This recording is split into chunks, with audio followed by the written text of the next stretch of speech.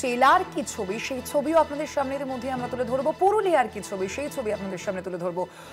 দক্ষিণবঙ্গে তাপমাত্রা স্বাভাবিকের নিচেই রয়েছে, শীতের আমেজ কিন্তু এমনটাই চলবে বলে জানানো হয়েছে। পুরুলিয়ার কি ছবি তুলে ধরবো আপনাদের সামনে। পুরুলিয়া থেকে সরাসরি রয়েছেন প্রতিনিধি হরিনারায়ণ সূত্রধর। হরিনারায়ণ, আজ পুরুলিয়ার তাপমাত্রা কিরকম, আবহাওয়া কিরকম জানবো।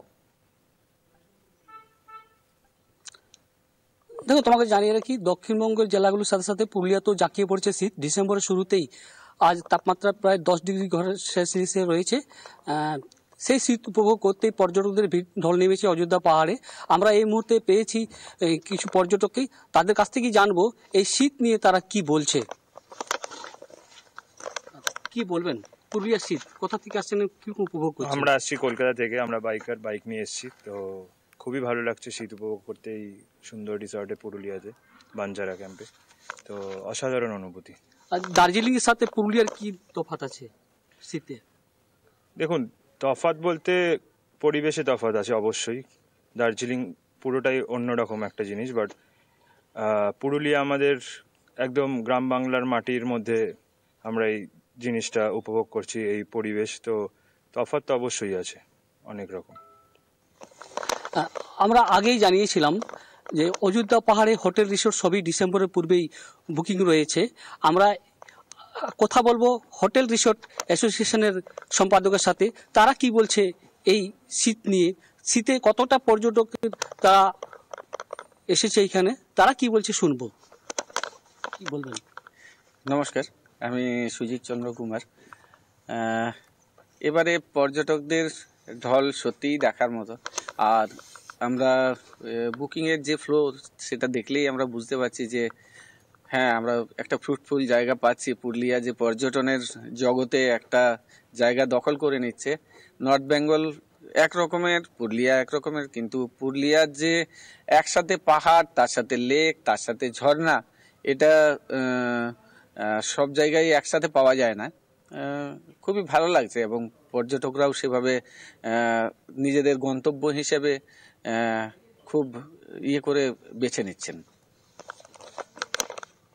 আমরা শুনলাম পর্যটন শুরু করে হোটেল রিসোর্ট মালিকের পক্ষ থেকেও জানা যাচ্ছে এখানে শুধু পুরুলিয়াতে শীত নয়, সৌন্দর্য উপভোগ করতেও পর্যটকরা আসছেন এই এলাকায়।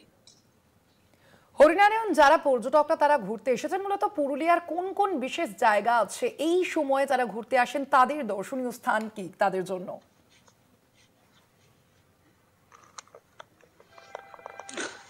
দাদা,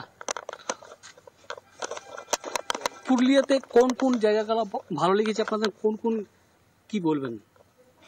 দেখুন, অনেক জায়গা আছে ঘোরার। আমরা যেমনি Bamni falls, Durga falls, marble lake, hill টপে ভিউ পয়েন্টে গেছিলাম, হেয়ারপিন ভিউ পয়েন্ট, তারপরে আপার ড্যাম, লোয়ার ড্যাম। তো প্রচুর জায়গা আছে ঘোরার।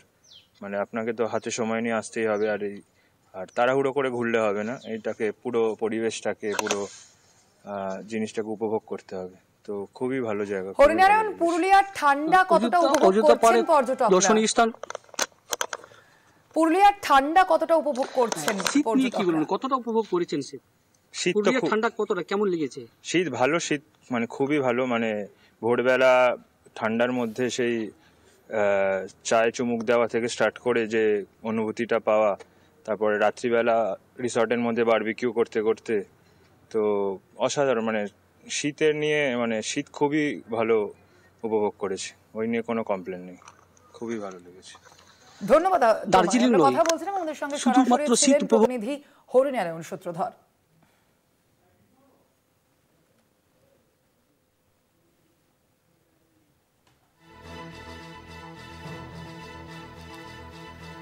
দক্ষিণবঙ্গে স্বাভাবিকের নিচে তাপমাত্রা এবং এই শীতের আমেজ বজায় থাকবে বলে ইতিমধ্যেই জানাচ্ছে আলিপুর আবহাওয়া দপ্তর। পূর্বাভাস দেওয়া হয়েছে হাওয়া অফিসের তরফ থেকে। উইকেন্ডে জমিয়ে শীতের আমেজ।